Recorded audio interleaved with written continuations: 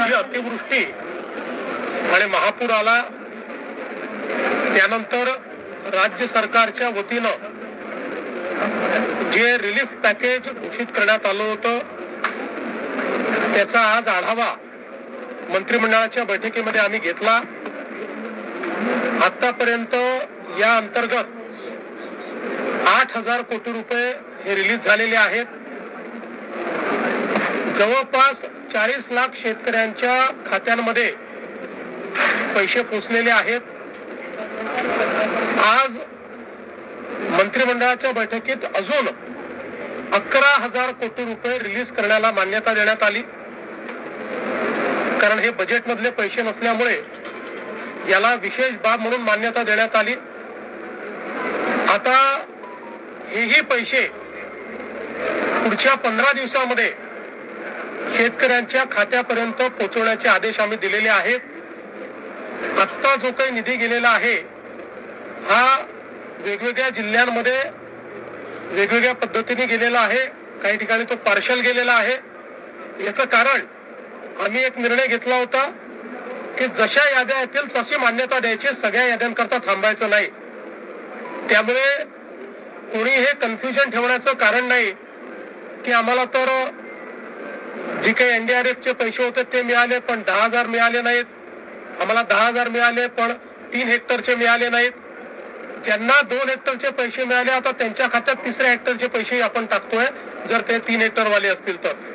त्यामुळे माझा अंदाज असा आहे की पुढच्या 15 ते 20 दिवसांमध्ये पूर्णपणे शेतकऱ्यांच्या खात्यामध्ये हे पैसे जातील।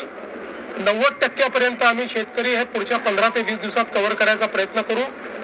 10% तरी देखील लागतील, कारण काहींच्या अकाउंट्स मध्ये प्रॉब्लेम आहेत, काहींच्या रेकॉर्ड्स मध्ये प्रॉब्लेम आहेत, काही ठिकाणी मल्टिपल होल्डिंग आहे, तेही सॉल्व्ह करण्याचा प्रयत्न चाललेला आहे। आता याच्यामध्ये निधीची कुठलीही कमतरता उरलेली नाही।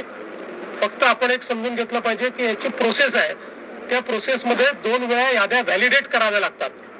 कारण जसं कोणी पात्र सुटू नये तसंच कोणी अपात्र किंवा जो एलिजिबल नाही त्याच्या खात्यामध्ये पैसे जाऊ नये याकरता याच्यात मोठ्या प्रमाणात आपल्याला त्याचं रिव्हॅलिडेशन करावं लागतं। एक सुदैवाने ऍग्रीज टॅक्सचा डेटा असल्यामुळे ऍग्रीज टॅक्सचे जे अकाउंट होल्डर आहेत या कोणाचे आम्ही ई-केवायसी करत नाहीये, अन्यथा ई-केवायसीलाच 1 महिना लागला असता। फक्त एखाद्या केसमध्ये जिथे ऍग्रीज टॅक्स मध्ये नाव नाही आणि एलिजिबिलिटी आहे त्यांचंच केवळ ई-केवायसी आपण करतोय। त्यांनाही आपण पहिले मदत देऊ, त्याच्यानंतर मग ई-केवायसी करू, असाही निर्णय आपण केलेला आहे।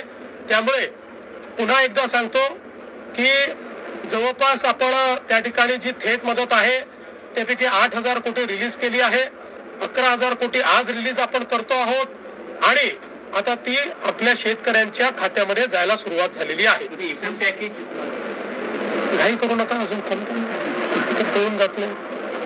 दुसरं असं आहे की आता मोठ्या प्रमाणात शेतमालाच्या खरेदीचा विषय आलेला आहे। याही संदर्भात आम्ही सगळीकडे आता रजिस्ट्रेशन सुरू करतो आहोत। रजिस्ट्रेशनचं कारण आपल्याला माहिती आहे, आपण ही पद्धत याकरता सुरू केली की पूर्वी जर रजिस्ट्रेशन केलं नाही तर व्यापारीच शेतकऱ्याचा माल विकत घेऊन कमी पैशाने विकत घ्यायचे आणि सरकारला जास्त पैशाने विकायचे, आणि म्हणून आता आपण शेतकऱ्यांचं रजिस्ट्रेशन घेतो आणि मग त्यांचा माल रजिस्ट्रेशन नंतर खरेदी करतो। तशा प्रकारचं रजिस्ट्रेशन आपण सुरू केलेलं आहे। शेतकऱ्यांना माझी विनंती आहे की शेतकऱ्यांनी रजिस्ट्रेशन करावं।